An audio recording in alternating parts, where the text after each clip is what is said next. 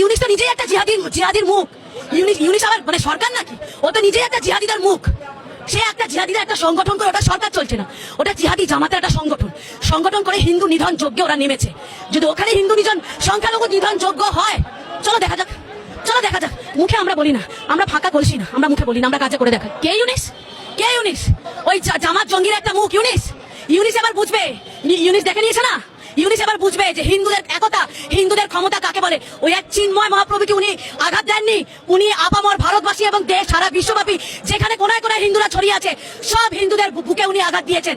সেই আঘাতের এবার পাল্টা ছুরিকাঘাত এবার ওকে খেতে হবে। আমরা বলবো পাকিস্তান যাদের খালা, নানা, চাচা, আব্বা, আমুর বাড়ি, ভারতবর্ষ ছাড়ো তাড়াতাড়ি। কারণ বাংলাদেশে তো নিজস্ব কোনো আঘাত নেই, এখন ওটা তো এখন পাকিস্তান মানে পাকিস্তানের সাথে এবার অ্যালায়েন্স হয়ে যাবে। এই তো সোমবার শুরু তো হয়ে গেছে আমাদের।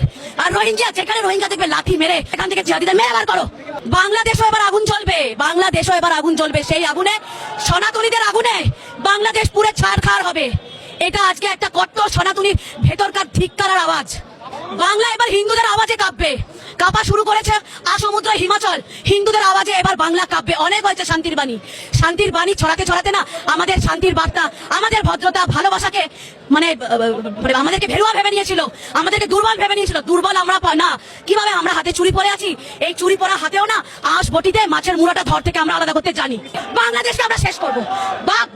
বাপ এবার দেখাবে কুলাঙ্গার ছেলেকে, এবার রাস্তায় আনবে। ওই কুলাঙ্গার ছেলেকে বাপ এবার রাস্তায় আনবে। আমরা আল্লাহর কসম করে বলছি, যদি বাংলাদেশের তাওহীদি জনগণ একটা বার জেগে ওঠে, এর আগের মানুষ তাতে পালানোর পথ পেয়েছে, আপনারা কিন্তু পালানোর পথে পাবেন না ইনশাআল্লাহ। আমরা কখনোই বাংলাদেশের সাম্প্রদায়িক সম্প্রীতির বিরুদ্ধে নই, কিন্তু বাংলাদেশের 90% মুসলিম রাষ্ট্রের মধ্যে যখন দিনে দুপুরে আমাদের একজন মুসলিম ভাইকে কুপিয়ে জবাই করে হত্যা করা হবে, তখন আমরা পশ্চিমকালেও চুপ করে বসে থাকবো না। আমরা সর্বপ্রথম আমাদের প্রশাসন, সরকার এবং ঊর্ধ্বতন কর্তৃপক্ষকে বিনয়ের সাথে অনুরোধ করতে চাই, এই সন্ত্রাসী সংগঠন ইসকনকে অনতিবিলম্বে বাংলাদেশের মাটি থেকে বহিষ্কার করতে হবে। এই জঙ্গি জুজুর ভাইয়ের খেলা অনেক হয়েছে।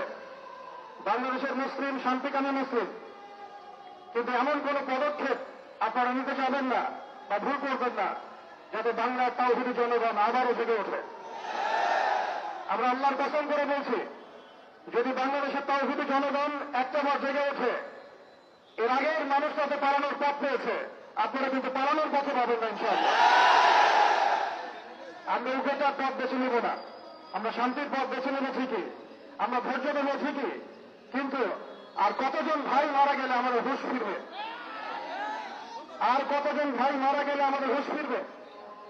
আমরা আমাদের ঊর্ধ্বতন কর্তৃপক্ষকে বিনয়ের সাথে অনুরোধ করব, যারা দিনে দুপুরে আমাদের মুসলিম ভাইদেরকে এভাবে রাস্তার মধ্যে কুপিয়ে হত্যা করেছে, জবাই করেছে, এরকম নৃশংস শয়তানি এবং সন্ত্রাসী কর্মকাণ্ডের তীব্র নিন্দা এবং প্রতিবাদ জানানোর পাশাপাশি আমরা এর উপযুক্ত বিচার দাবি করি।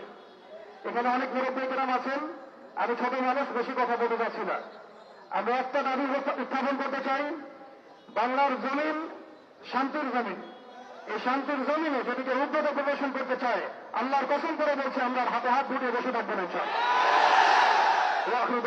আলহামদুলিল্লাহ রাব্বিল আলামিন। আসসালামু আলাইকুম ওয়া রাহমাতুল্লাহি ওয়া বারাকাতুহু।